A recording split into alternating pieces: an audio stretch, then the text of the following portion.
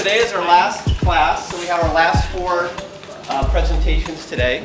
And I'm not sure I remember the order off the top of my head. We start out with geothermal energy, and then after that we have Bose-Einstein condensates, and then astrophysics, cosmology, black holes, and entropy.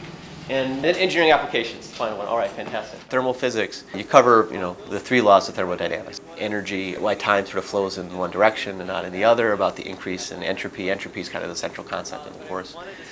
The cool thing about this particular topic is that it touches on so many other branches of science. So many branches of physics, chemistry, biology, you name it. These ideas come into play. Right now, we're using so little geothermal power that it doesn't even get its own category. One of the things that I didn't realize when I was 19 years old taking this kind of course is that as a scientist, whether you're doing theory or you're doing experimental work, and in any branch of science, you have to be a good scientist. You have to have the mathematical rigor. You have to have all that kind of stuff. But at the end of the day, you have to be able to take whatever you did and present it to other people. dT is actually just differential change in heat, dQH. You have dQH over T. So this is actually going to be Tc times change in entropy.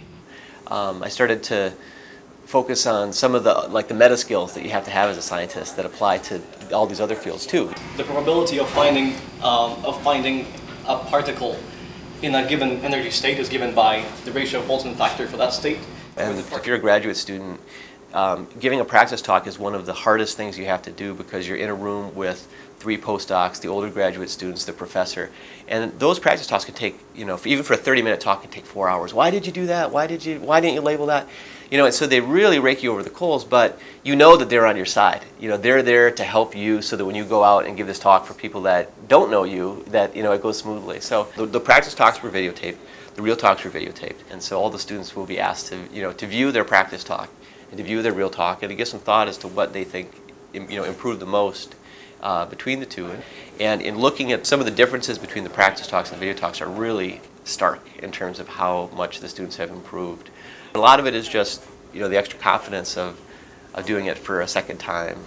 In fact, in the entire world, only 0.3% of the world's power comes from geothermal power. With the online markup, they can get feedback from a wider group of people than they could if they have to get everyone in the same room for an hour or two.